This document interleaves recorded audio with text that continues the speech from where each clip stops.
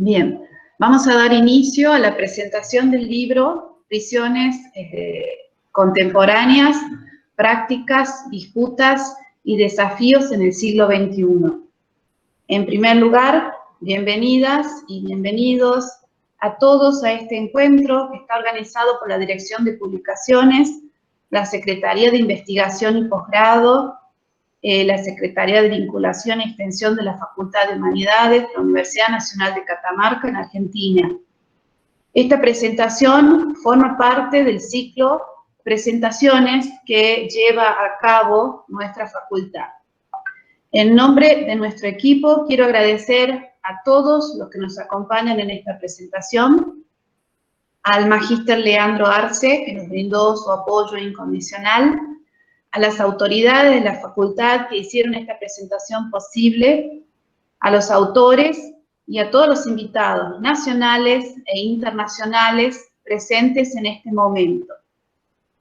Y como resultado de más de 15 años de investigación, el intercambio de opiniones y posicionamiento en relación a la cárcel como ámbito de estudio, nuestro equipo ha generado la producción de trabajo interdisciplinario, interclaustro e interinstitucional. Estas instancias de trabajo que materializan desde múltiples miradas la producción de conocimientos están puestos a consideración a través de una serie de publicaciones. Por un lado, desde el año 2009 y hasta el 2018, 8 volúmenes del libro La vida en la cárcel, intercambios, exclusión y control social, con una perspectiva local. En el 2019, el libro Perspectivas y abordajes sobre prisiones, configuraciones, prácticas y discursos, también convocó a invitados de otras universidades públicas del país. El año 2020 cerró con nuestro libro número 10, nuestro 10º libro.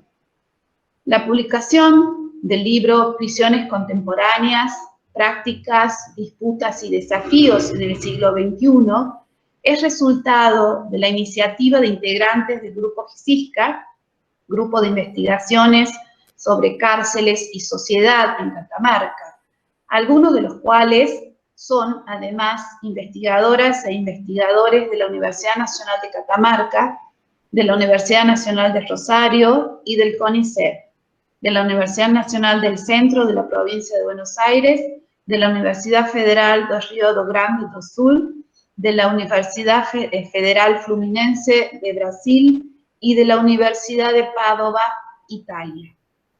Los autores y autoras se vinculan a partir de la necesidad de compartir algunos resultados de investigaciones de carácter académico que examinan el dispositivo punitivo más importante de la sociedad contemporánea, la cárcel.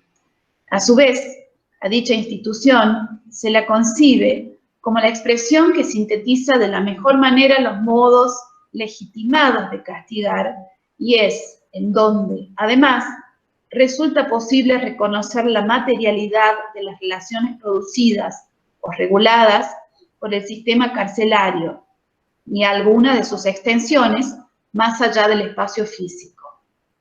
Pero vamos a darle lugar a los autores para que cada uno de ellos pueda referirse a su artículo. El primero está a cargo del doctor Mario Arnoldo Alanís, quien es además docente de la Facultad de Humanidades y director del programa de la Universidad en la Cárcel. Es también el director del Grupo de Investigaciones sobre Cárceles y Sociedad. Todo tuyo, Mario. Bueno, hola a todas, a todos, buenas tardes a todas, a todos.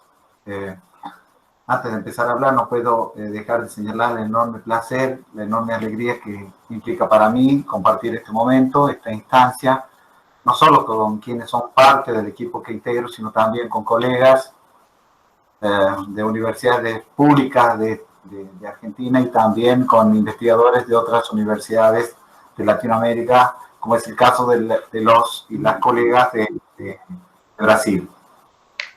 A ver, volviendo a la cárcel, ustedes saben, porque es algo sobre el cual ya se ha dicho mucho,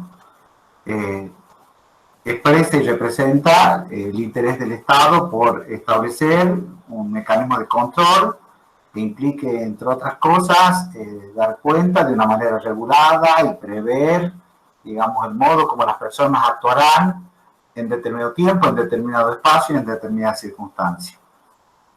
La cárcel también es el resultado del modo como la sociedad moderna o la sociedad contemporánea ha articulado y ha establecido un sistema de castigo para lo cual recurre a herramientas técnicas, a un conjunto de normas institucionales que no hacen otra cosa que, por un lado, consolidar el estatus de una institución, como dijo Ana, la más importante de castigo de las sociedades contemporáneas, y por otro lado, hacer previsible, controlable, regulable el comportamiento de las personas. Algunas de las técnicas empleadas por el Estado para justamente establecer esta institución y darle previsibilidad al comportamiento tiene que ver justamente con el surgimiento, la fundación o el nacimiento de lo que se conoce como los ilegalismos. Y estos ilegalismos no son otra cosa que el modo como resulta cierta guerra táctica, cierta guerra política llevada a cabo por el Estado contra ciertas clases sociales que buscan esencialmente, de un modo indisimulable, podríamos decir, darle significado al comportamiento, consolidarlo, digamos, como una práctica social previsible, tal cual dije, y a su vez establecer y determinar qué es lo que no se va a tolerar, qué es lo que no se va a permitir, qué es lo que se va a castigar. Muy bien, la cárcel es justamente la expresión de la consideración, del tratamiento y del modo como desde la perspectiva del Estado es analizado, es regulado y es castigado, digamos, el comportamiento. En ese sentido, la cárcel sería la expresión, la personificación de un conjunto de recursos analíticos que, por un lado, permiten instalar la capacidad, o dar cuenta, en todo caso, de la capacidad o de la enorme capacidad regulatoria que tiene el Estado, y a su vez también expresar el modo como cierta situación de dominio político, y podríamos decir militar, se instala, se establece y da origen a un conjunto de regulaciones. Pero claro, la cárcel a su vez se constituye como un espacio fértil, como un espacio de relaciones, como un espacio de fenómenos, que dan cuenta a su vez también de un tipo de encierro que, si bien es cierto, tiene enormes o formidables características regulatorias, no puede impedir el surgimiento de un conjunto de fenómenos detenidos y a las detenidas como protagonistas y que están esencialmente orientadas a recuperar posibles formas de solidaridad, posibles formas de cooperación, posibles formas de resistencia e incluso posibles formas de lesión de ese dispositivo jurídico y penal que es la cárcel. Esto es lo que dice mi artículo. Invito a todas y a todos a leerlo. Y habiéndose cumplido el tiempo, te agradezco, Ana, la presentación.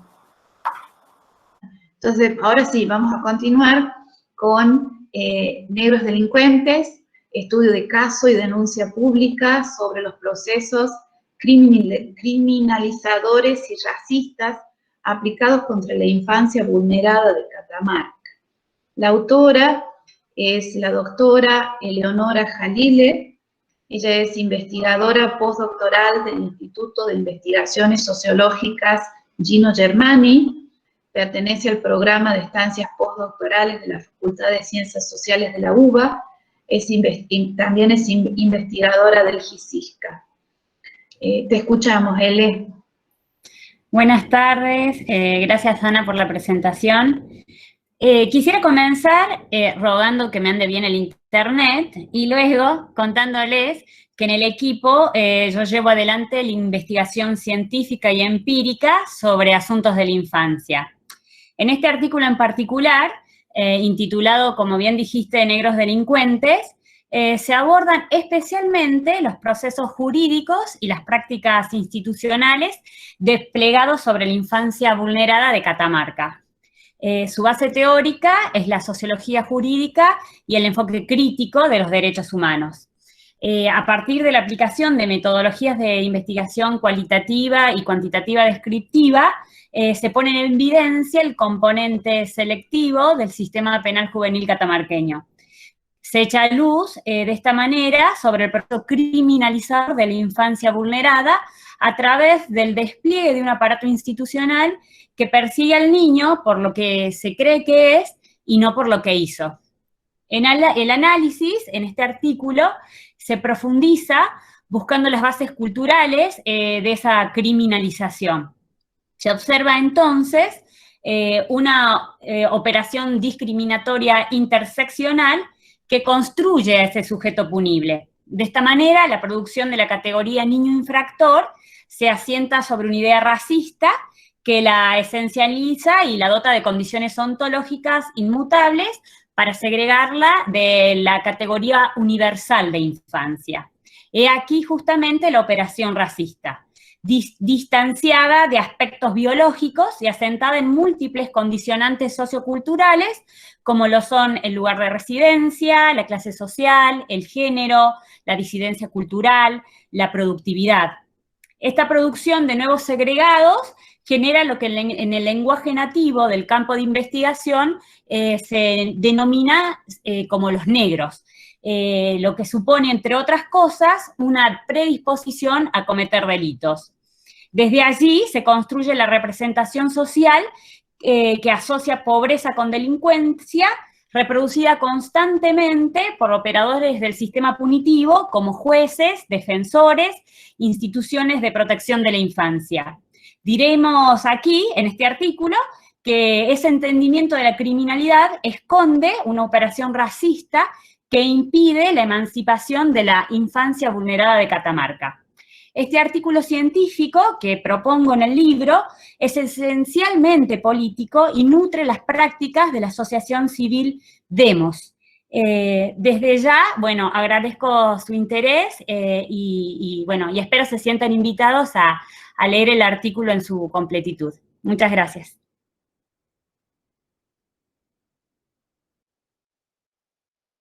Muchas gracias, Ele. Bueno, a continuación vamos a escuchar sobre el artículo Disputar sentidos a la cárcel de la magíster y doctora Analía Umpierres. Ella es profesora de la Facultad de Ciencias Sociales en la UNICEN, es coordinadora de los programas de educación en contextos de encierro, en FAXO, y UNICEN y Universidad en la Cárcel, de la Secretaría de Extensión de la UNICEN. También es directora del proyecto PIO, CECAT. La escuchamos, Analía. Bueno, muchas gracias, Ana, y una alegría estar aquí compartiendo con ustedes y sobre todo haber sido invitada a ser parte de esta publicación. Voy a ser muy breve con lo que voy a presentar, especialmente porque me parece que hay que dejar la inquietud para poder leer el libro entero.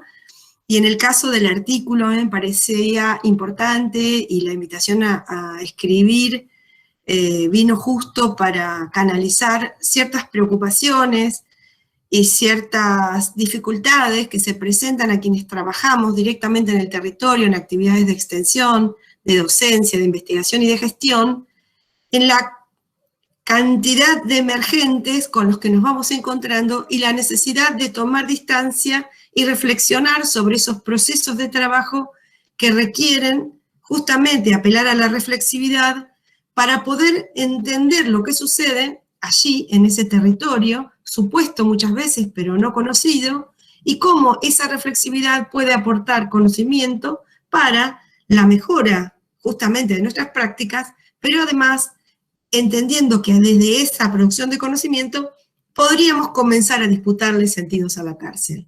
¿Sí? Este es el objetivo estricto del artículo, que es reflexionar a partir de algunas escenas que se constituyen en analizadores, cómo es que se tejen las relaciones y cómo se construye esta densidad de vínculos e intereses en el ámbito de los centros universitarios en los que nosotros trabajamos, y cómo se construye capilarmente poder en estos grupos organizados que devienen en modo de disputarnos a la universidad y también al servicio penitenciario espacios, intereses y construir nuevas maneras de ser en ese contexto. Y aquí me permito leer algunas de las preguntas que aparecen por allí en el libro, diciendo algo que yo había escrito allí, que dice: reconocemos a los y las estudiantes organizados como una unidad educativa materializada en los centros de estudiantes y en un espacio propio, aquellas aulas que toman entidad y se conforman como una emergencia del encuentro de estos actores: cárcel, universidad y estudiantes. Sabemos que la vida en la cárcel es compleja y que la presencia del servicio penitenciario muchas veces deviene en castigo, en violencia, en exclusión, ¿sí? En cuestiones no solo violencia física, sino también psíquica. Nos preguntamos entonces, ¿cuál es el límite de la autonomía de estos espacios y de los actores que allí transitan, incluidos los propios docentes y talleristas, extensionistas de la universidad? Porque aquí una de las cuestiones fuertes es identificar que quienes entramos a trabajar somos parte de este entramado, y entonces interrogar cómo tensionamos ese entramado es el objetivo de este artículo. Y allí nos preguntábamos, o me preguntaba en su momento, hasta dónde se tensan estas demandas, hasta dónde las personas que participamos podemos cambiar los rumbos, hasta dónde se encuentran los límites. Allí la reflexión entonces está colocada en estas escenas para encontrar algunos horizontes de lo posible para justamente disputarle sentidos en y a la cárcel. Bueno, ojalá les interese y puedan leerlo prontamente, no solo este artículo, sino todo el libro. Gracias. Muchas gracias, Analía, siempre tan simpática. Vamos a continuar, ¿sí?, con nuestro querido italiano, Sergio Grossi, ¿sí? El doctor Grossi es doctor en educación por la Universidad de Padova, en Italia, y por la Universidad Fluminense de Brasil. Es magíster en elaboración y planificación de intervenciones educativas en situación de desventaja social, es licenciado en filosofía, es becario de intercambio para maestrías en Cadre en la Universidad de París. Lo escuchamos, doctor.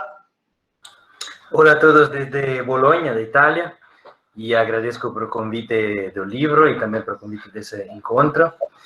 Y bueno, yo quería compartir algunos slides, si puede ir a frente. Ahí, no sé si va. Bueno, este artículo va a hablar directamente de educación y trabajo en la prisión de Brasil, en particular en un caso de la Asociación de Protección y Asistencia a los Condenados, que exactamente quiere disputar sentido a la prisión y tornar a visión educativa de la prisión como comunidad educativa. Y nace esa investigación nace de inquietud na frente de varias investigaciones no ámbito de la sociología penitenciaria, ahí pensando entre la reinserción, educación y abolición, también pensando en las experiencias que fue de Basaglia en Italia y de abolición de los manicomios en los contextos italianos en los años 70. Ahí, pueden ir a frente. Ese APAC es un sistema que se desenvolvió en Brasil en los años 70, y tiene actualmente 40 centros de reinserción con más de 3.500 personas. Y ellos relatan que tienen una reincidencia que es 15% contra 70%. También ese es un dato debatido que va a ser debatido también en un artículo presente en el libro, a un costo menor de gestión. Ahí podemos ir a frente. Podemos ver rápidamente algunos espacios que ya van a hacer pensar cómo puede ser diferente de los imaginarios prisionales, también las prisiones que normalmente nos encontramos, en particular en Brasil, que sufre de un hacinamiento terrible. En esses espaços, né, eu vivi por 40 dias, né, fazendo uma observação participante, escrevendo um diário etnográfico, né, podemos ir um pouco à frente? À frente podemos, até que vão terminar as fotos rapidamente para ver. Essas foram as fotos que tirei no momento onde tem a possibilidade também para os visitantes, os investigadores, de viver a vida 24 horas em 24 nesses espaços, né? Pode ir na frente. Siga na frente até que tenha as fotos e que vão a mostrar um pouco os espaços da cotidianidade, né, que envolve educação, trabalho, e também essa é uma foto da segurança, né, o que fazem a segurança, né, são sem armas, seja interno que externo. Esse é um pouco como se descreve essa metodologia, né, que quer modificar o contexto prisional com 12 pontos, em particular, o que me interessa mais também a participação da comunidade, a educação entre os pares, né, chamada de Recuperando, Ajudas Recuperando, e depois todo o discurso sobre o trabalho, a função do trabalho, a função da educação dentro desses espaços, e que vai ser tratado em particular, né, no artigo, que é uma parte dessa investigação mais grande, né? Vamos na frente. E importante e interessante é que temos a ideia que a confiança é uma base para construir qualquer tipo de rapport educativo, né? E temos, dentro dessas projetualidades, temos pessoas que têm uma condena muito larga, também de mais de 30 anos de prisão, né? Podemos ir na frente. Tem a visão de, o que me chamou a atenção em particular é o objetivo de educar a comunidade, de abrir os espaços prisionais, né, no modo de abrir também as contradições, retrazer as pessoas privadas da liberdade dentro da sociedade, como foi as experiências de Basaglia com essa que chamamos de loucura, né? Por isso, também nos projetos esses nos oferecem uma possibilidade de refletir sobre as formas alternativas de reintegração e de educação nos espaços prisionais, modificando o mesmo contexto prisional, mas também temos sempre que nos lembrar, né, o que já temos falado, que a privação de liberdade sigue sendo racista e classista, e aí temos que pensar sempre a educação nos espaços de privação de liberdade e também na sociedade em geral, e podemos ver isso mais no detalhe no artigo, e já vou agradecendo por o tempo que me... Gracias, disculpe o portuñol. No, muchas gracias, Sergio, gracias. El siguiente artículo se denomina una aproximación teórica a las dimensiones del deporte y salud en contexto de encierro. Son dos autores, Karina Antonella Tarcaya, es licenciada en Trabajo Social, es docente de la Facultad de Humanidades y investigadora del GICISCA, y Nelson René Torres, que es profesor en Filosofía y Ciencias de la Educación, docente también de la Facultad de Humanidades y también es investigador de GICISCA. Le vamos a dar la palabra en primer lugar a Karina. Bueno, muy buenas tardes a todos y a todos. Agradecida por la invitación y este espacio tan fructífero, ¿no? En este contexto y en esta realidad que nos invita a la cárcel. Bien, este artículo invita al lector a iniciar los primeros pasos en la construcción del objeto teórico de conocimiento de dos dimensiones del ser humano, la salud y el deporte.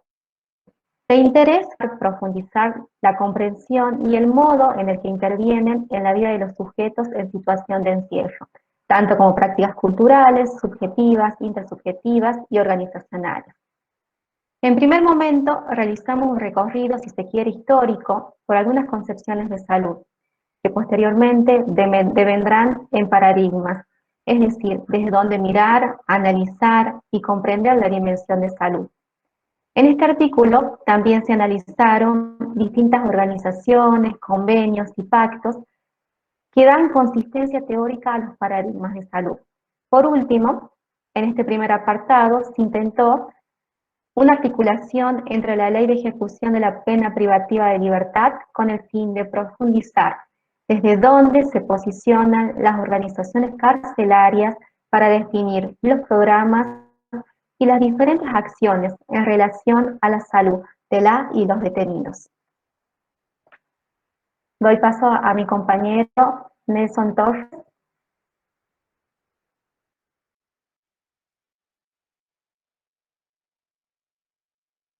El micrófono, Nelson.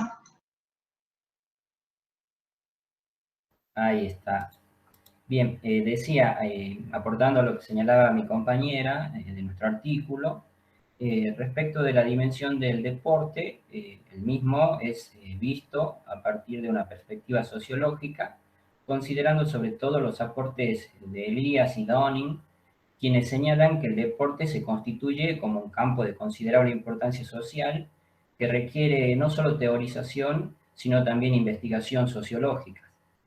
A partir de sus aportes y mediante un análisis de la génesis del deporte, se evidenciarán las implicancias sociales que éste posee y su impacto en la conformación de las subjetividades.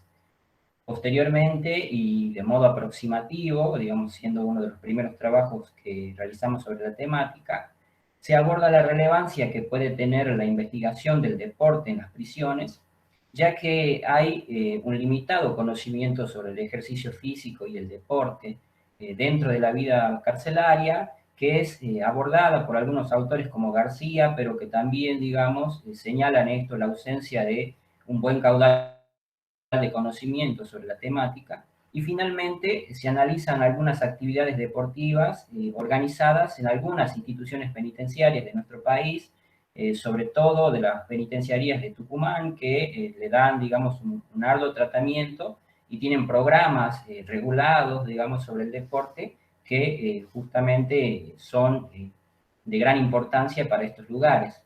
También se analizan algunas entrevistas realizadas a los reclusos que participan de esas actividades para acercarnos a la comprensión de algunos significados atribuidos por los propios actores a las actividades deportivas, para comprender, digamos, en la amplia complejidad cómo opera esta dimensión dentro de las instituciones penitenciarias.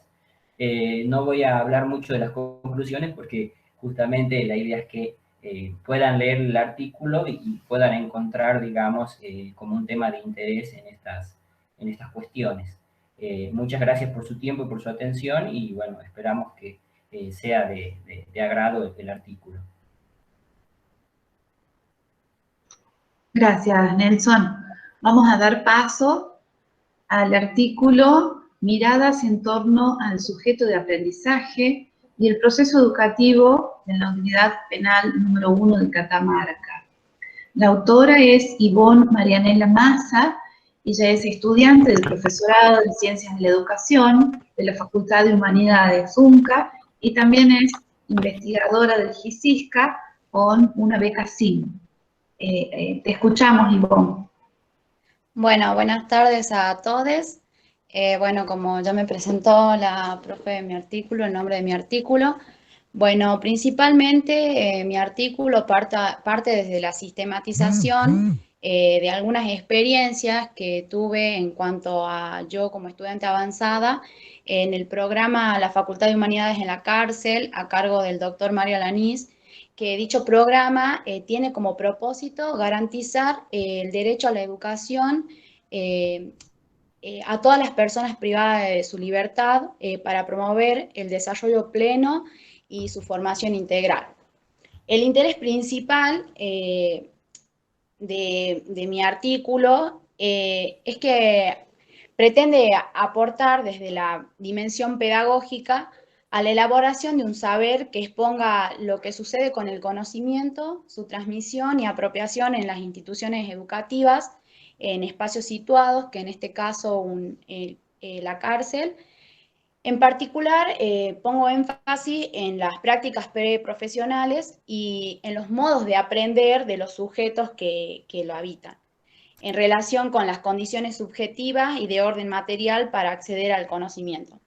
Si bien es importante abordar los discursos que atraviesa la práctica educativa en el contexto de encierro, Para ello es esencial ejercer una práctica pedagógica que dé lugar a la palabra y a la voz de los sujetos pedagógicos, sin negar su historia de vida o su trayectoria biográfica, considerándola como punto de partida para que sea productora de su realidad.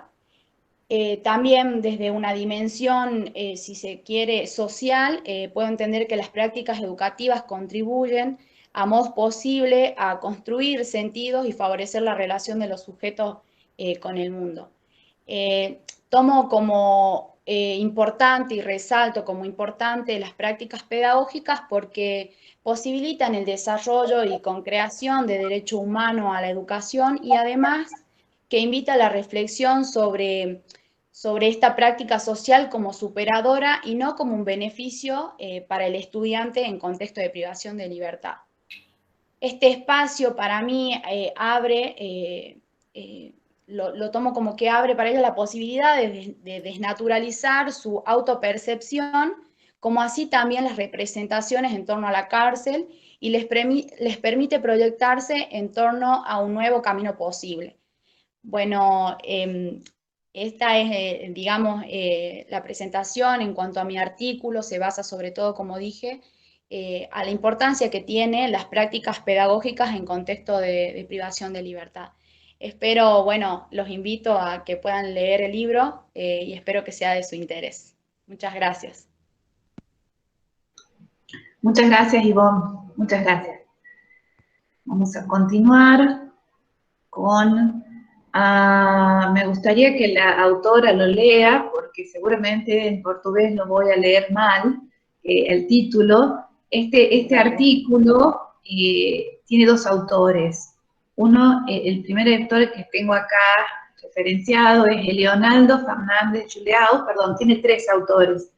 Leonardo es doctor en Ciencias Sociales, docente del Instituto de Educación Angra dos Reis y el programa de posgrado de la educación de la Universidad Federal Fluminense, coordinador del Grupo de Trabajo y Estudios sobre Políticas de Restricción y Privación de Libertad de la Universidad Federal Fluminense, vicecoordinador de los Centros de Estudios y Documentación de Educación de Jóvenes y Adultos de la Universidad Federal Fluminense y joven cientista de nuestro Estado de Fundación de Apoyo de la Investigación del Estado de Río de Janeiro.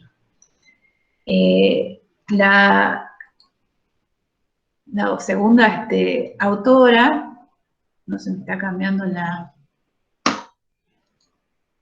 Ahí vamos. Es Ana Claudia Godiño.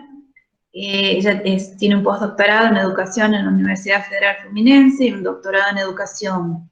Es docente de la Facultad de Educación de la Universidad Federal de Río Grande do Sul, coordinadora del Grupo de Investigación de Educación de Jóvenes y Adultos en Espacios Escolares y No Escolares, y miembro del Centro Interdisciplinario de Enseñanza. Y la tercera autora es Fabiana Rodríguez. Ella tiene un postdoctorado en Educación por la Universidad Federal Fluminense, un doctorado en Educación, profesora de la Secretaría de Educación del Estado de Río de Janeiro, en la disciplina de Historia en el Colegio Estadual María Montessori, en la Unidad de Prisión para Mujeres Joaquín Ferreira de Sousa, miembro del Centro de Estudios y Documentación en Educación de Jóvenes y Adultos de la Universidad Federal Fluminense. Vamos a escuchar a Ana Claudia Godiño. Gracias, Ana. Buenas tardes a todos e a todas. Este artículo se chama A Política de Educação de Jovens e Adultos em Situação de Restrição e Privação de Liberdade no Brasil. Bueno, como saben, Brasil vive hoy una crisis sanitaria sin precedentes que ha transformado al país en el epicentro de la pandemia del COVID-19. Pero ¿qué significa esto para un país marcado por las desigualdades sociales y la violación de derechos humanos dentro y fuera del contexto de encierro? En abril de 2020, Cuando terminamos de escribir el texto para este libro, destacamos las desigualdades sociales y en el contexto de encierro, la negación de derechos previstos por la legislación brasileña. Esta reconoce a todas las personas como sujetos de derecho. Sin embargo, nunca se concretizó que esos derechos se hicieran efectivos para toda la población.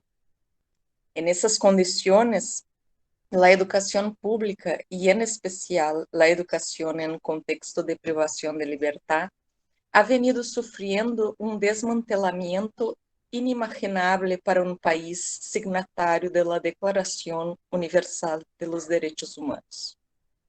Ya desde aquel momento, el sistema carcelario se encontraba en franco deterioro, como escribimos en el fragmento que paso a leer.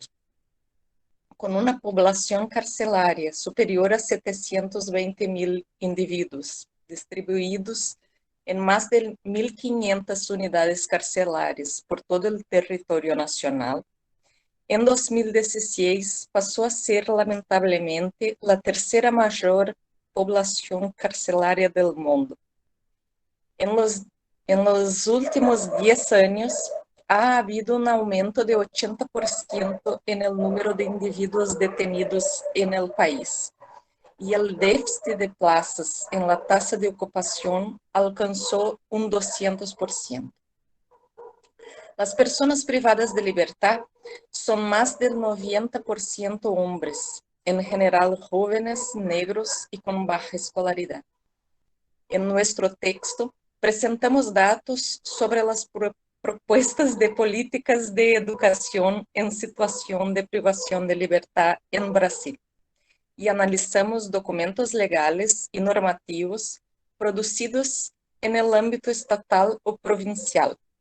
Este análisis nos llevó a concluir que no existe una política nacional de ejecución penal homogénea que caracterice el país.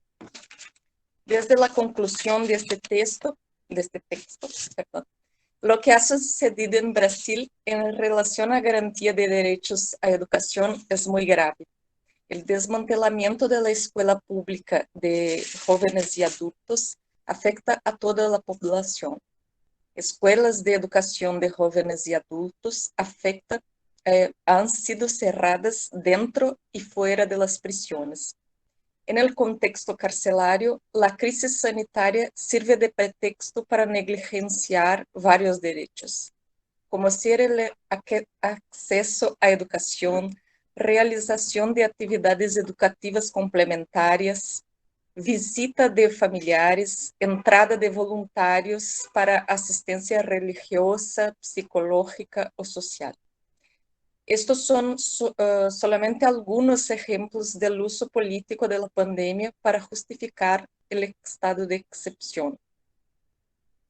Este momento no inspira esperanza, y lo único que queda es resistir al neoliberalismo que se articula con el conservadorismo social y al desmantelamiento de la educación de jóvenes y adultos, inclusive en contextos de privación de libertad. Este es un compromiso profesional, académico y ético que no se puede abandonar. Como canta Chico Buarque, compositor brasileño que seguramente conocen, a pesar de usted, mañana ha de ser otro día. Muchas gracias. Clarísimo, Ana, clarísimo, perfecto tu español. Muchas gracias. Gracias. Sí. Bien, el siguiente artículo se denomina Discursos de resistencia infrapolítica de la cárcel de mujeres de Catamarca. Son 3 autoras, la profesora Rocío del Valle Arévalo, la profesora Ana Laura Débora Aroca Negrón y la profesora Marcia del Valle Herrera Castellanos. Todas las profesoras también son investigadoras de GICIC. Las escuchamos. Buenas tardes. Buenas tardes a todas y todos. Gracias por la presentación, Ana. En esta oportunidad yo voy a ser la vocera por el equipo de trabajo y queríamos comentarle brevemente en qué ha consistido nuestro trabajo y cuáles fueron las intencionalidades que guiaron la escritura de este artículo que se finalizó durante el primer periodo de aislamiento social del año 2020, aproximadamente en mayo. Desde ese momento hasta ahora podríamos hacer muchas revisiones en la escritura, claramente, creo como los artículos que todos hemos escrito. Sin embargo, queríamos presentarles algunas reflexiones e invitarles a leernos. En primer lugar, cuando nos propusimos, cuando fuimos invitadas a escribir para ser parte de este libro, pensamos en que queríamos vehiculizar los resultados de un ejercicio de análisis teórico. Esa era nuestra intención principal. Sin embargo, en el proceso de escritura pudimos reconocer que otra intencionalidad muy fuerte era visibilizar y dar circulación al trabajo que veníamos realizando al interior de la cárcel de mujeres como talleristas y docentes extensionistas desde el año 2018. No simplemente nosotras tres, sino en compañía de otras mujeres también del ámbito académico y no académico. De eso vamos a hablar un poco más tarde, pero en primer lugar quería dejar en claro que este texto presenta un abordaje teórico con herramientas del campo de la antropología política, salvando algunas distancias epistemológicas, pero guiándonos sobre todo del trabajo y la propuesta de abordaje de James Scott cuando habla de los discursos de resistencia infrapolítica. Estas categorías nos sirvieron para pensar, algunas formas de intercambio que nosotros podíamos reconocer y tratábamos de interpretar de una forma lo más clara posible. Dentro de la cárcel ya mucho se ha escrito sobre las dinámicas, sobre su organización, sobre el poder de la vigilancia, sobre el control. Sin embargo, dentro de la cárcel de mujeres de Catamarca, las condiciones son muy específicas debido a la baja población encarcelada. En investigaciones anteriores con algunos integrantes de este grupo pudimos reconocer que a pesar de que estas mujeres son una cantidad mucho menor a prisiones de otras partes del país, esto genera una individualización y una intensificación de la vigilancia y de las medidas de castigo al interior de la cárcel. Esto como para plantear algunas de las condiciones de trabajo. En segundo lugar, volviendo a nuestra segunda intencionalidad reconocida, nosotros queríamos también darle visibilidad al trabajo y a la forma de acceso que nosotros tenemos a este campo de estudio, que suele ser muy complejo, no solo en Catamarca, sino en todo el país, y yo creo que en las prisiones de todo el mundo. Nosotros ingresamos a la cárcel de mujeres por medio del programa de extensión universitaria en contextos de encierro de Catamarca, en el marco institucional de la Universidad Nacional de Catamarca, que está coordinado por la licenciada Brenda Hidalgo, y en el marco de este programa presentamos y llevamos a cabo actividades extensionistas como talleres de literatura, de escritura, de cine debate, de pintura, de fotografía. Estos talleres están sostenidos en distintos momentos y por distintos actores institucionales, pero se gestan a partir de un esfuerzo colectivo constante. Nuestro accionar al interior de la cárcel está marcado por una posición política que defiende los derechos humanos, los derechos de las mujeres y de las disidencias. Entonces nuestro marco político-ideológico está muy claro, está definido y eso también está atravesando el artículo que nosotros presentamos. Por lo tanto, no se pretende una escritura aséptica o distanciada de este reconocimiento colectivo que nosotros asumimos. Lo más importante que quizá quisiéramos destacar, y hablo en nombre del equipo porque es algo que hemos charlado mucho tiempo, es la importancia de revisar nuestras propias prácticas y nuestra propia inscripción al interior de la cárcel. Una inscripción que está marcada por un esfuerzo investigativo de tipo casi etnográfico, pero también por un esfuerzo político de intervención y de ayuda a mejorar las condiciones de existencia de estas mujeres encarceladas. Los resultados del análisis teórico quizás ustedes podrían comprenderlos mejor en la lectura y en algún momento podríamos dialogar al respecto, pero para ser breve lo que quisiera decir es que hemos podido identificar que en estos espacios que se habilitan desde las prácticas de extensión universitaria se configuran verdaderos territorios pedagógicos, categoría tomada de una autora argentina, Bustelo, que nos ha servido para pensar mucho nuestras prácticas y las dinámicas de intercambios que se gestan al interior de estos encuentros. Estas prácticas permiten no solo disputar los significados de el estar encerrada, ser mujer y vivir presa, sino también la posibilidad de dar visibilidad a otros discursos ocultos, aludiendo a la categoría de Scott, el autor que les había mencionado, y la posibilidad de tejer redes más allá del poder individualizado y fuerte sostenido desde la institución carcelaria. No quiero extenderme mucho más y con esto último los invito a leer y a pensar en la necesidad de sostener estos espacios interinstitucionales, a armar redes y a insistir en el trabajo al interior de las instituciones carcelarias. Muchas gracias por la escucha atenta y seguimos en diálogo. Muchas gracias, Rocío, Laura y Marcia, que también nos están acompañando. El siguiente artículo, sí, lo va a presentar Nelson. El siguiente artículo se denomina la poesía telúrica como forma de liberación y estrategia de resistencia, y su autora es Ana del Huerto Cardoso. Ella es especialista en estudios sociales y culturales, docente de la Facultad de Humanidades y investigadora de GICISCA, y también es nuestra codirectora del proyecto de investigación que, digamos, lidera, el trabajo que venimos haciendo hace varios años. Ana, continúa. Bien, gracias a Nelson. Este trabajo se propone echar luz sobre parte de la producción poética que surge en condiciones de detención. Para poder hacer una aproximación al tema, se tuvo en cuenta la experiencia de profesionales en contacto con presos que escriben poesía, docentes, talleristas, editores e investigadores. Con el análisis de los poemas se pretende darle contenido y trascendencia social a las palabras, descubrir modos de interactuar y relacionarse, visualizar el sentido y el significado que se le da a la enunciación. Por eso, este análisis toma en cuenta tanto las distintas formas de expresión escrita del detenido como sus percepciones e interpretaciones del mundo carcelario y del orden social. Para María Cruz Ciarnello, los poemas son aquellos ardides que logran de una manera casi furtiva trascender los muros.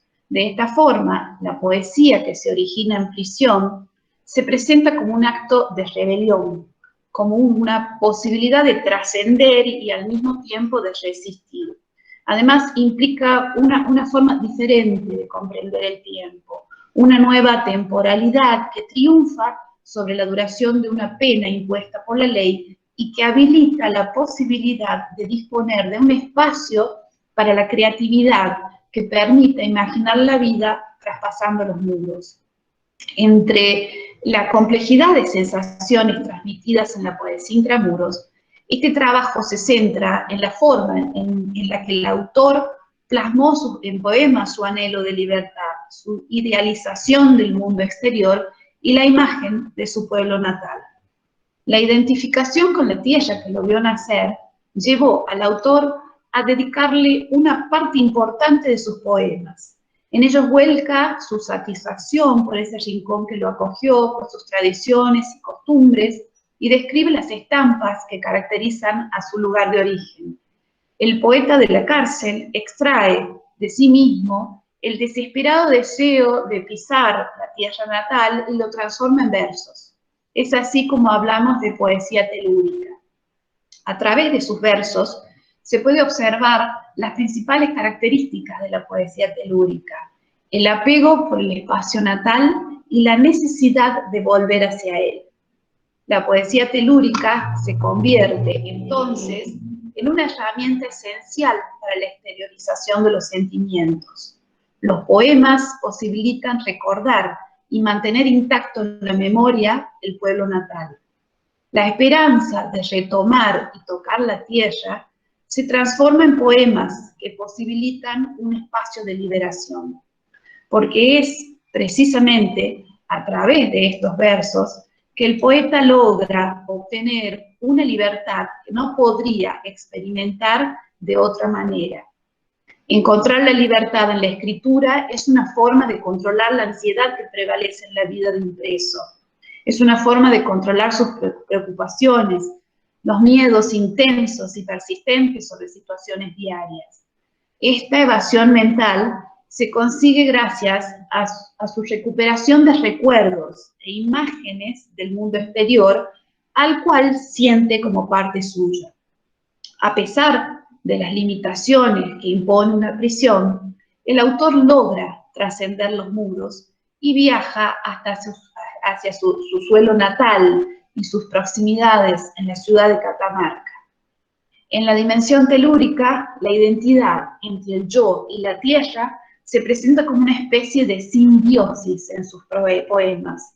En este sentido, escribir poesía para experimentar esta liberación es una de las muchas estrategias de resistencia a las que recurren las personas privadas de libertad.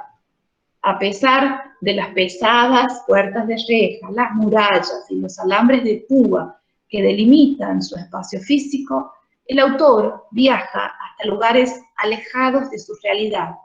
Escribir se convierte entonces en una efectiva estrategia de resistencia y la poesía en la libertad elegida. Yo invito a ustedes a que puedan leer estos poemas.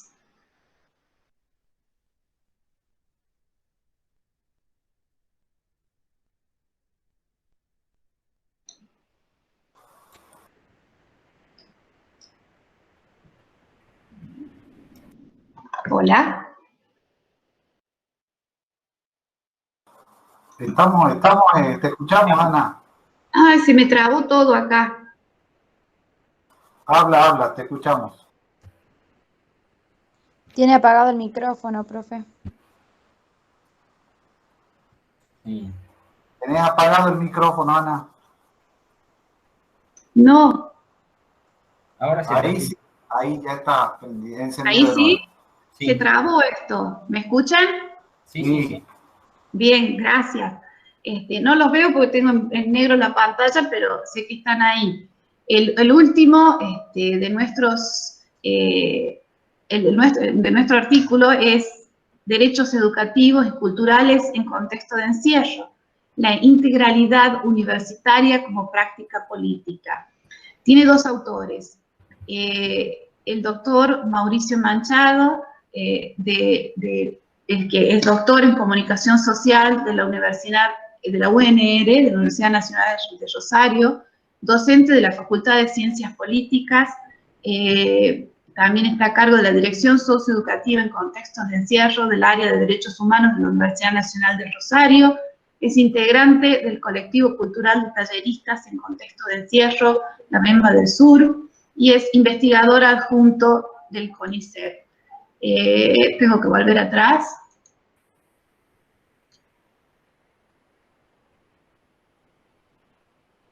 Y la segunda autora es María Chiponi.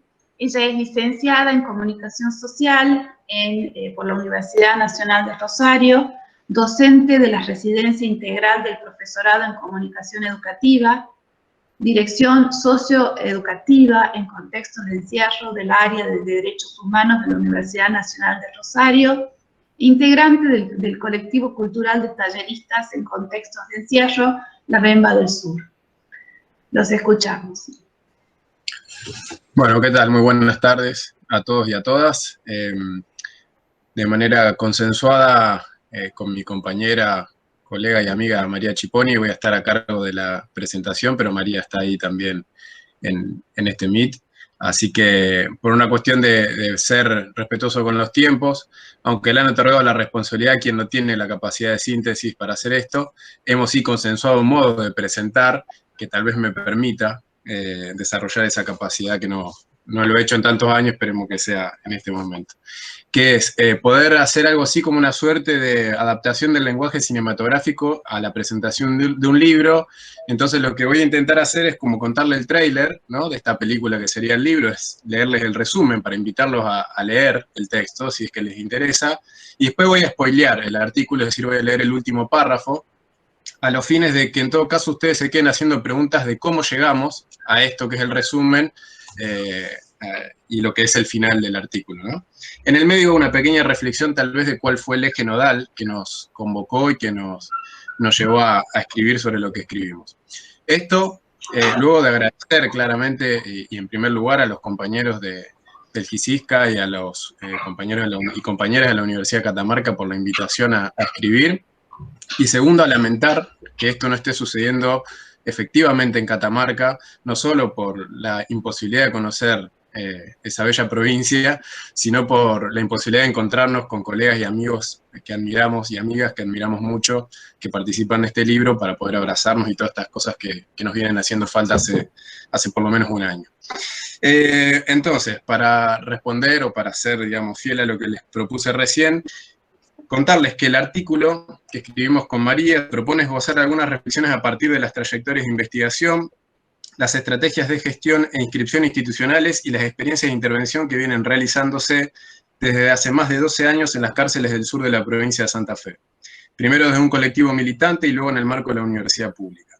Desde el despliegue de prácticas socioeducativas que contemplan, entre otras acciones, el desarrollo de talleres culturales y dispositivos de acompañamiento socioeducativos para la inserción en la educación superior de personas privadas de su libertad, intentaremos reflexionar sobre los límites institucionales, tanto de la prisión como de la universidad, en relación con los sentidos que adquieren los programas universitarios en prisiones y en cómo la integralidad puede ser concebida como una práctica política para intervenir en contextos de encierro.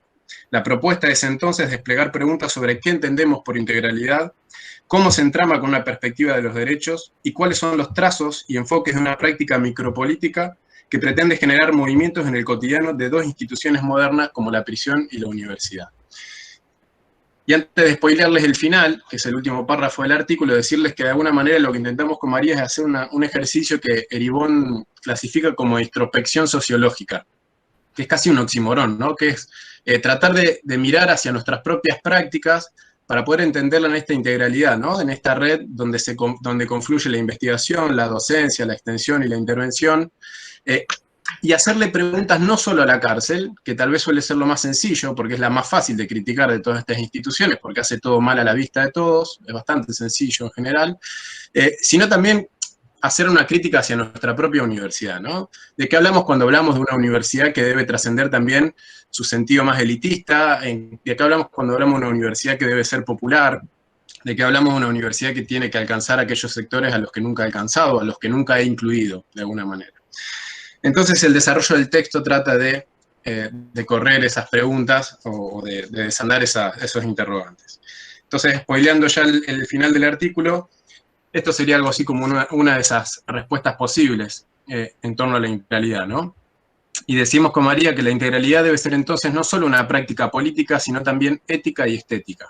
Si la prisión concibe a quienes castiga como el sobrante, el desecho, lo supernumerario, promoviendo la movilización cultural del otro, el desafío será entonces desarmar esa para elegir otras, con otros y con otras, que conmuevan, disloquen, no en heterogeneidades desbocadas, sino en creatividades. Diseñar escenarios de posibilidad y resaltar la potencia colectiva para transitar experiencias vitales fuertemente individualistas y deshumanizantes, como las promovidas por las agencias del castigo. Por tanto, este artículo no pretende arrojar conclusiones cerradas, sino solo poner en diálogo experiencias, reflexiones y proyecciones de un campo que nunca debe caer en la trampa de la quietud prisional ni en las conveniencias o comodidades institucionales. Incomodar debe ser entonces una dimensión esencial de las prácticas universitarias que conciben a los derechos humanos no como contenido, sino como perspectiva, y la integralidad como una dimensión constitutiva de su hacer y decir cotidiano. Mestizar, incomodar e implosionar los límites ineludibles para seguir pensando y pensándonos en el diseño e implementación de las prácticas educativas y culturales en las prisiones contemporáneas. Hasta acá creo que me he limitado al tiempo disponible y nuevamente agradecer a todos y a todas por la invitación. Muchas gracias, doctor Manchado. Bueno, para hacer un cierre, un redondeo, nuestro director, doctor Mario Alanís, nos hará un breve cierre. Bueno, gracias Ana, gracias a quienes son parte de esta publicación, gracias a las aproximadamente 20 personas que además del equipo nos acompañan. Gracias a las colegas y colegas de Brasil, que fue todo un aporte para nosotros. Gracias a Ana León Pierres, gracias a Mauricio, a María Chiponi. Bueno, gracias con un fuerte abrazo y reconocimiento a Sergio Grossi, porque bueno, saben ustedes que todo este tiempo las posibilidades comunicativas, como bien señalaba Mauricio, se han complejizado en todos los planos, en todos los sentidos. Yo quiero cerrar esta presentación diciendo que para nosotros, quienes somos parte de GISICA, esto constituye una experiencia no solo novedosa, sino además fuertemente alentadora, y se refleja y se manifiesta en el hecho de que sentimos la necesidad de divulgar parte de las actividades de investigación que nosotros llevamos a la cárcel, pero a su vez generando el espacio para que esa divulgación, la que llevamos a cabo nosotros, me refiero, esté acompañada por lo que pueden aportar colegas como los que hoy son parte del libro que se presenta. Esta posibilidad de pensar este criterio con el cual se piensa en el libro como un espacio de divulgación, de poner en discusión, de proponer el debate acerca de de lo que cada uno de los artículos señala y propone, tiene que ver además con un modo de concebir en particular la cárcel, digamos, como un espacio en donde las desigualdades sociales están claramente explicitadas, donde además el dispositivo de poder que la constituye, que la regula y que le da trascendencia, digamos, en la vida política de las sociedades contemporáneas, claramente funda, reproduce y a su vez, diríamos, casi que naturaliza desigualdades, injusticias. De este modo, el libro pasa a ser no solo el espacio a través del cual nosotros peyorativamente decimos esto es lo que investigamos, sino a la vez tratamos de otorgarle a quienes son destinatarios de esas instancias de investigación un tipo de voz, un tipo de expresión, un tipo de espacio, de conocimiento del modo como se desenvuelven las vidas en situación de presión que creemos que es necesario llevar a cabo. Esto último también me permite a mí decir que llevar a cabo esta tarea con estos criterios y teniendo en cuenta estos aspectos que acabo de señalar es un modo de concebir también a nuestra universidad pública, estatal y gratuita, que es aquella en la cual la mayoría o casi todos nosotros nos hemos formado. De modo tal que este ejercicio de poner en común actividades de investigación supone también abrir una puerta o abrir en todo caso una ventana y mostrar lo que las universidades públicas de este país, lo que las universidades públicas de Brasil, por ejemplo, y lo que la Universidad de Padua también puede hacer. Porque en última instancia, asignarle la posibilidad de que se exprese del modo que nosotros arbitrariamente lo determinamos, porque es en última instancia lo que constituye un artículo, también supone pensar en un compromiso ético y político con aquellos y aquellas que están privados de libertad.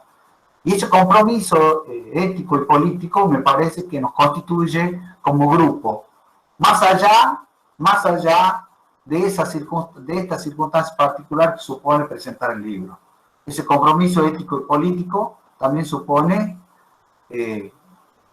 decir que la universidad, en cualquiera de las formas que ésta se presente, me refiero a las iniciativas, lo que busca es, como bien lo señaló Mauricio en el artículo que tiene con María, como también lo señaló Ana en su artículo, supone también aproximar a la universidad un espacio sobre el cual se habla muy poco, sobre el cual se dice mucho, pero se sabe poco en general. Pero que a su vez es expresión de todas las voces condenatorias, de todas las tendencias criminalizantes y todas aquellas, de todos aquellos lineamientos políticos que contribuyen a darle al negro, al pobre, al delincuente, ninguna otra vida que no sea la del castigo que la cárcel misma representa. Esto, de poner en evidencia todo esto que señalo, creo que, además de constituirnos nosotros como grupo El GICISCA, nos constituye a nosotros como actores y actrices, digamos, del sistema universitario público, gratuito, que es en última instancia el que lleva a cabo estos experimentos, a veces en condiciones de soledad, a veces en condiciones digamos, de pobreza material, digo, porque quiero señalar a quienes nos escuchan y que no son parte de la publicación, este libro es el resultado, por lo que el costo de la publicación, de la edición de este libro, tiene que ver con el aporte que la Secretaría de Ciencia y Tecnología de la Universidad Nacional de Catamarca hizo, pero a su vez también con el aporte que cada uno de nosotros debía hacer para que las tareas de impresión pudieran llevarse a cabo de manera definitiva. Y esto habla a su vez también de otra forma de compromiso que asumimos como docentes y como investigadores. Por todo eso, no me puedo decir más que me siento complacido de haber compartido este espacio y de haber, digamos, sentido, haber receptado la propuesta del sí, que tanto Mauricio como María, como Analía, como Sergio, como Leonardo, como Ana, y como la compañera también de Ana Godiño, nos dijeron cuando los convocamos a escribir o a ser parte de esta experiencia. Nada más, gracias, creo. Muchas gracias a todos, gracias por acompañarnos y un aplauso y felicitaciones para todos los autores. Bueno, acto seguido, hasta aquí concluimos con la presentación del libro y acto seguido, bueno, quedamos abiertos a responder las posibles preguntas que quieran formular.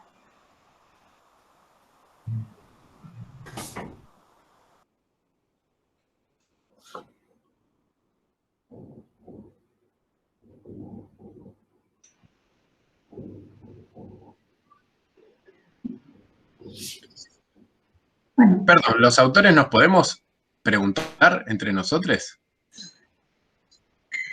¿O no? Supongo que sí, Mauricio. Está permitido. Bueno. Digo, no, porque pensaba, digo, que claro, nosotros tenemos el libro en mano, que también es interesante decir, digamos, que los autores hemos podido contar con este objeto casi extraño, ¿no? Para estos tiempos, que es tener un libro papel, que también digo agradecer a todo el despliegue logístico en el medio de la pandemia para el envío de los libros, que eso tampoco es menor, y eso nos dio la posibilidad, obviamente, de mirar los artículos previamente, de poder empezar a darle forma a los diálogos que uno puede tener entre los artículos, que puede haber entre los artículos. Y bueno, no, para generar algún tipo de diálogo posible, tal vez que sea anticipatorio a lo que los que están escuchando puedan ir a leer, pensaba en algunas preguntas para los colegas de Italia y de Brasil, sobre todo porque con los otros colegas nos encontramos más seguido. De hecho, muchos de los que estamos acá y de las que estamos acá formamos parte de la red nacional de universidades en contexto de encierro, y que es una red que se ha constituido hace varios años ya, poniendo en diálogo todas las universidades que en Argentina tenemos intervención en estos contextos, con lo cual, digo, tenemos espacios en común, hemos compartido elaboración de proyectos de investigación juntos, etc. Entonces, quería aprovechar la circunstancia, breve tal vez, ya fui más largo de lo que, toda mi introducción para hacer una pregunta fue más largo que la presentación que hice, creo, tanto para Sergio como para Ana. digo, preguntar si las experiencias que ellos reconocen, sobre todo en Brasil, porque si bien Sergio está en Italia, analiza el sistema carcelario en Brasil, si ellos encuentran en estos puntos comparativos con la experiencia, con las experiencias de Argentina, que el rol de la universidad todavía tiene cierta distancia, ¿no? Con lo que con lo que escuchan de las experiencias en Argentina. Preguntarle si es así o si es más bien una apreciación que uno tiene, también porque el sistema educativo en Brasil es distinto que en Argentina, respecto del acceso, ¿no?, a la universidad en muchas ocasiones. Preguntarle si ellos reconocen, a partir tal vez del diálogo con algunos de los textos que están dando vuelta por el libro, esas diferencias. O cuáles serían las diferencias centrales que reconocen. Esa sería más bien la pregunta, tal vez.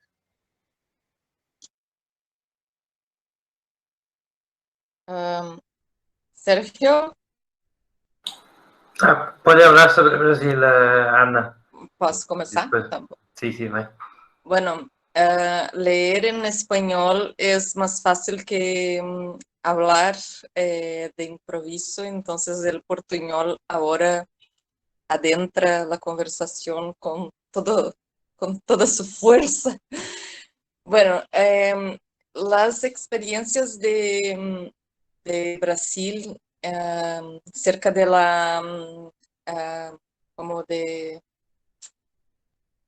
la comunicación entre universidad y el contexto de encierro está cierta mi comprensión de la pregunta.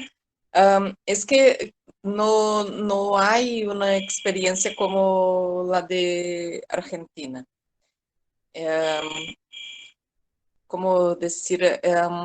Tenemos algunas experiencias de extensión universitaria y estas experiencias son puntuales, ¿no? Hay algunas universidades públicas que hacen algún trabajo de extensión y nada más. El trabajo que ustedes hacen con certificación, ¿no?, con acceso a la enseñanza superior en el contexto de encierro, eso no existe en Brasil. No sé si así te contesto. Sí, Ana, gracias. Yo un poco la pregunta la instalaba en función de una última sugerencia a los oyentes o quienes están en la presentación del libro, que me parece que todo el libro recorre de alguna manera también estas preguntas que nos hacemos desde las distintas universidades que intervenimos en contexto de encierro, de distintas dimensiones, ¿no? Desde espacios culturales, diálogo, talleres, ¿no? Sí. La inserción en la educación superior y me parece, claro, exacto. Sí. Entonces digo, sí. La pregunta apuntaba un poco a seguir invitando a los oyentes a que encontrar un poco ese trabajo que hace varios años vienen construyendo en el contexto, y está buenísimo cuando está en diálogo también con otras experiencias como la de Brasil, para poder también, ¿no?, poner en la balanza potenciales dificultades. Sé que el libro también permite leer eso, ¿no?, entre líneas. Sí. Cortó el sonido de tu... No, sí, sí. No, decía eso, digo, simplemente tuyo, eso porque también pensaba... Es que, sí. Sí.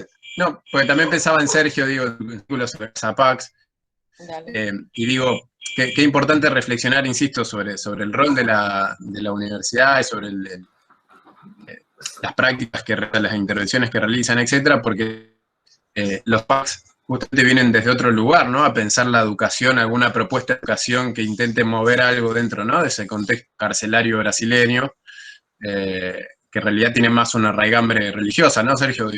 Claro. Digo, es interesante cómo se ponen en diálogo en todos los artículos estas distintas acciones de ¿no? La educación vas generando como intervenciones como en capas, en distintas experiencias carcelarias. Claro, bueno, no contexto italiano también tenemos intervención de universidad en los presidios, ¿no? Pero yo creo que visité con Analia también, pienso que está más avanzada en Argentina, con certeza, tiene una historia más grande, pero también está teniendo un debate, está teniendo una construcción de unas políticas universitarias en prisiones en Italia actualmente. Agora, sobre as APAC, né, eu venho reflexionando também como a sociedade civil pode assumir uma gestão direta, pensando a uma projetualidade educativa individualizada, né, para cada pessoa que se encontra privada de liberdade. Né, desde a minha experiência personal, porque né, eu transitei em diferentes cooperativas e fundações sociais que trabalham no específico, por exemplo, com os refugiados, né? Aí tem várias cooperativas que têm distintos valores fundantes, né? E que vão fazer uma recepção dos refugiados de forma distinta, baseada na própria singular história, né? Eu trabalhei em particular uma cooperativa que tem uma história desde a Associação Cultural do Partido Comunista Italiano, né? E aí, por exemplo, né, a gente podia construir diferentes intervenções, como, por exemplo, nas comunidades de recepção das comunidades LGBT refugiadas, né? Desde ali, eu vou pensando como é que se podem sumar às APAC outros agentes que podem ser também as universidades, que assumem diretamente a tarefa educativa, né, que a privação de liberdade deveria ter na teoria, mas a gente sabe que não tem na prática, né? Ali, a Eva Dream, meu sonho é que verdadeiramente seja possível uma assunção direta das universidades de projetualidade educativa extensa junto com a sociedade civil, com as militâncias, né, com as cooperativas sociais que se construem no terceiro setor, né, no modo de repensar em conjunto, de chegar a lo que Angela David habla da construção de uma constelação das alternativas para ir na frente no problema que representa a prisão na sociedade contemporânea, né? Isso é um pouco o que vou pensando e reflexionando, né, nos últimos anos. Bien, muchas gracias Mauricio, Ana Claudia y Sergio. ¿Alguien más quiere hacer alguna pregunta? Me gustaría hacer una pregunta, no sé si me pueden escuchar bien, ¿sí? Sí, te escuchamos bien, Gustavo. Oh, gracias. Yo soy profesor de psicología en São Paulo, Brasil, y estoy aquí por invitación de Sergio, entonces gracias por la invitación. Ha sido un placer escucharles. Y me gustaría preguntar a Sergio dos cosas sobre APACs. Una, si conoces otras experiencias en Brasil que son como APACs, en términos de que una asociación administra toda una prisión. Es radical en términos de que no es un programa en una prisión, es una administración total de una prisión. Me gustaría saber si conoces otras experiencias.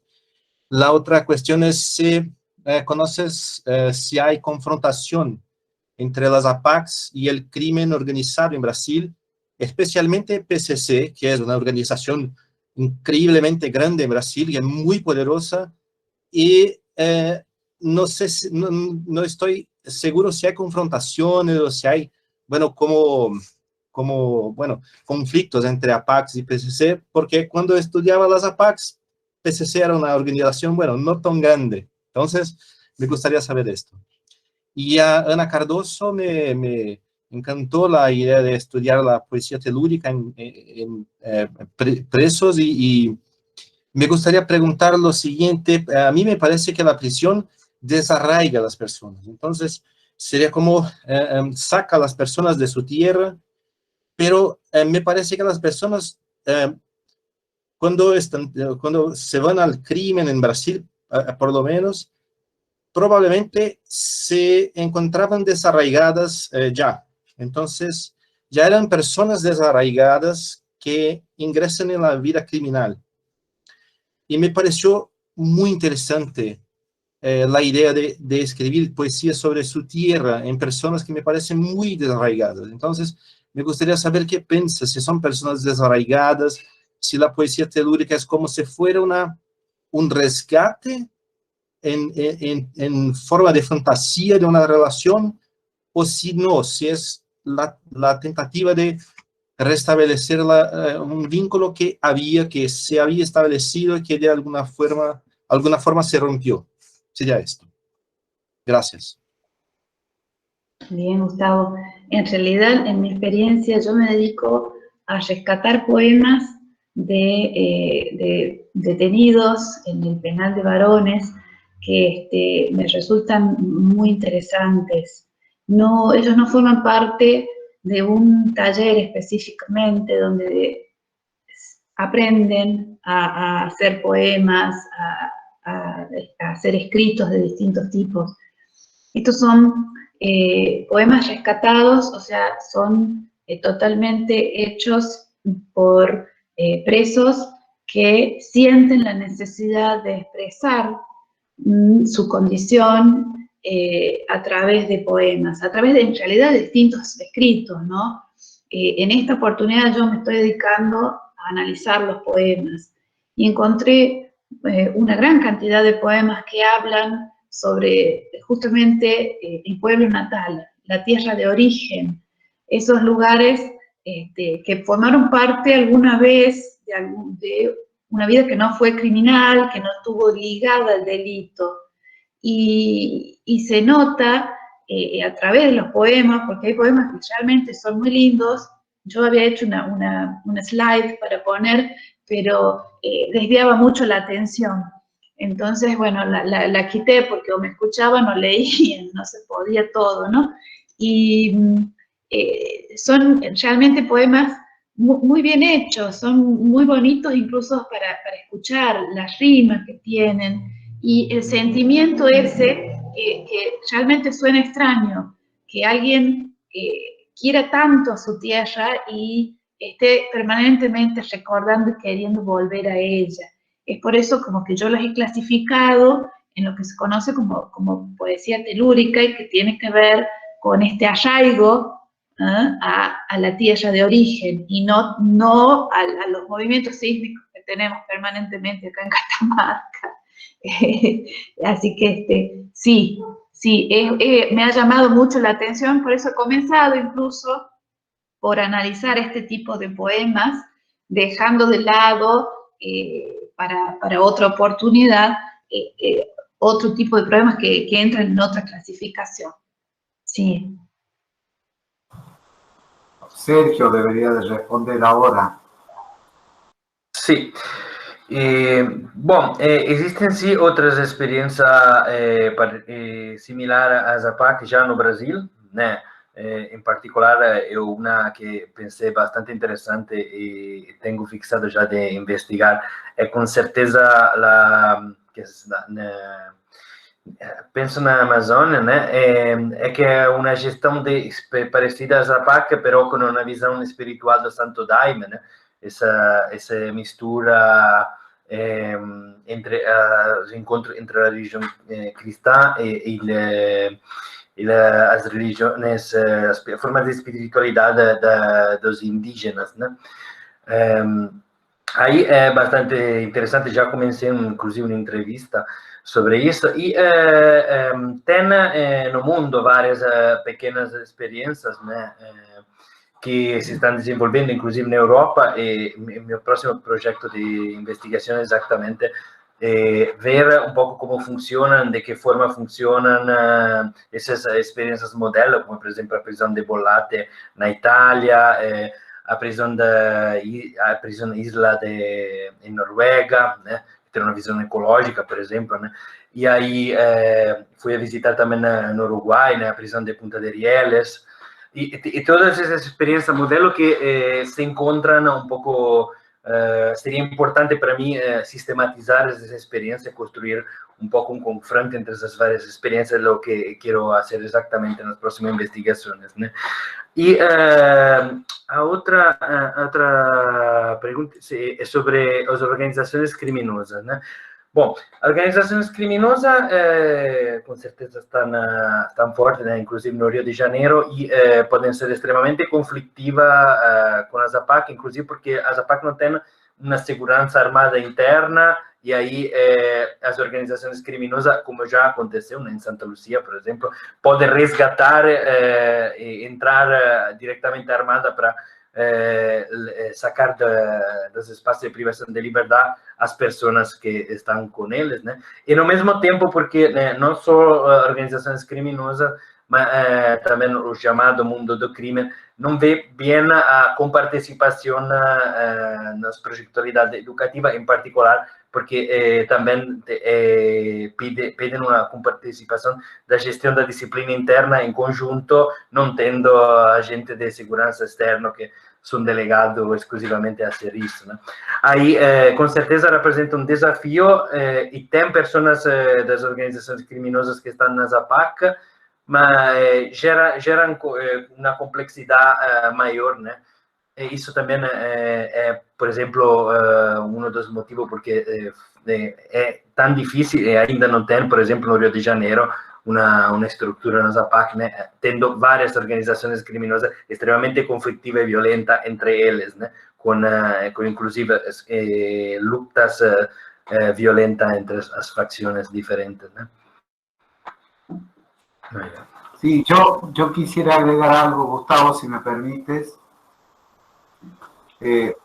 Nosotros, como dijo Ana, llevamos bastante tiempo en la cárcel y hacemos trabajo de campo interno. De hecho, ingresamos, algunos de nosotros ingresan a los pabellones, o ingresamos a los pabellones, y por lo menos para mí, digamos, la presencia de delitos vinculados al narcotráfico no solo que revolucionó la cárcel, sino que además cambió estructural y morfológicamente la misma. La cambió. Incluso eso se expresa, digamos, en el modo como se posicionan ciertos tipos de pabellones en alianzas con otros y cómo a su vez habitantes típicos, tradicionales y que, digamos, contribuyeron a producir y generar lo que nosotros conocemos como los códigos carcelarios, ese tipo de actores, bueno, por lo menos en el último tiempo de la prisión, están encerrados. ¿Qué quiere decir esto? Bueno, la mecánica y la dinámica de la cárcel, incluso, digamos, el modo como se establecen nuevas solidaridades a partir de la presencia cuantitativamente mayor de detenidos por narcotráfico, contribuye digamos, no solo, como dije, darle una dinámica particular a la cárcel, sino a reposicionar otros actores. Y además, si los códigos carcelarios, la impronta de los códigos carcelarios tenía que ver con la valorización que se hacía de ciertas prácticas, el ingreso digamos, de aquellos que cumplen condenas por narcotráfico, de alguna manera capitaliza la presión, digamos, la hace más capitalista, en el sentido de que, bueno, de que los intercambios son otros, los vínculos con el servicio penitenciario son otros, y el factor dinerario, que era algo, digamos, que en un ambiente empobrecido como la cárcel no tenía tanta importancia, a partir de la llegada de estos nuevos actores empieza a tenerlo. Y esto incluso contribuye a generar nuevas alianzas y a reposicionar actores que antes, no tenían una presencia tan importante. Por ejemplo, aquellos que tenían que cumplir condena por delitos sexuales,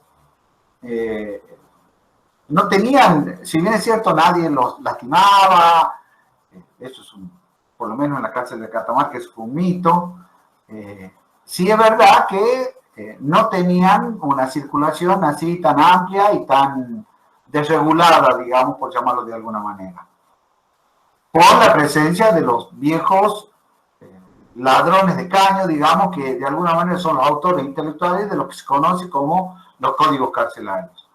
Con la llegada del narcotráfico, aquellos que representan los viejos códigos carcelarios pasan a un lugar así secundario y, por ejemplo, se revaloriza la presencia de aquellos que cometen delitos sexuales porque entre ellos y aquellos que cumplen condenas con narcotráfico se establece una relación clientelar.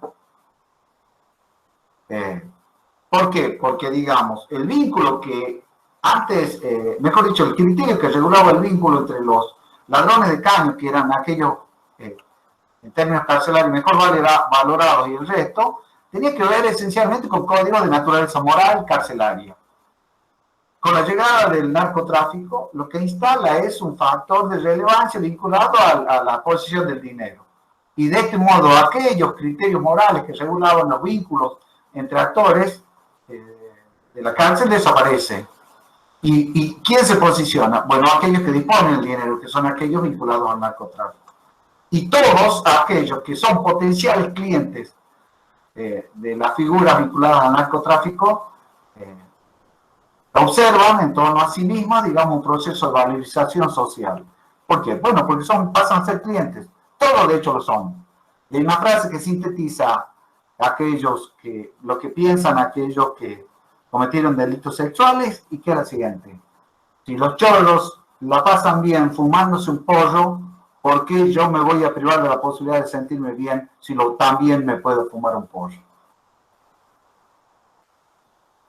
¿Y esto con qué tiene que ver? Con la disponibilidad de dinero. Eso, nada más.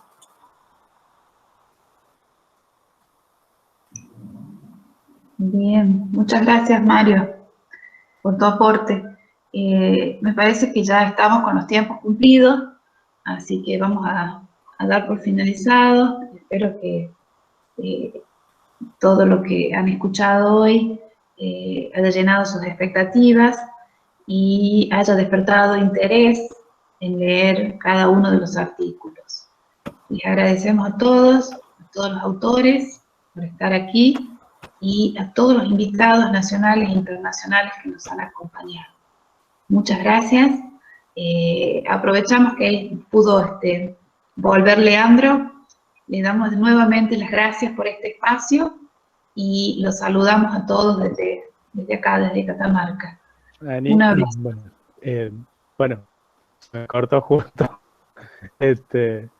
pero quería, bueno, en nombre de la facultad, de las autoridades que no pudieron estar, felicitar a todo el equipo, a todos los colegas y las colegas que participan de esta publicación y que se hayan dado el tiempo de regalarnos esta presentación que atraviesa desde distintos puntos de mira esta problemática. Ya me tocó hacer la presentación de otras publicaciones del equipo. Me parece que es una materia bastante fructífera y saludo el hecho de que puedan organizarse en redes y poder intercambiar lo que producen dentro de los proyectos. Lo felicito a todos y a todas por esa tarea y les agradezco que, como decía, nos hayan regalado este momento y sus palabras, y bueno, queda a disposición de todos los que hayan participado ahora y los que puedan hacerlo. Esto va a quedar rudimentariamente editado en la página de la facultad, así que después, si quieren, pueden también compartir el enlace para que otras personas que no pudieron conectarse lo hagan, puedan ver y compartir este momento. Así que felicitaciones a todos y a todas y muchas gracias. Muchas gracias, Leandro. Gracias, Leandro. Gracias. A todos y todas. Buenas noches.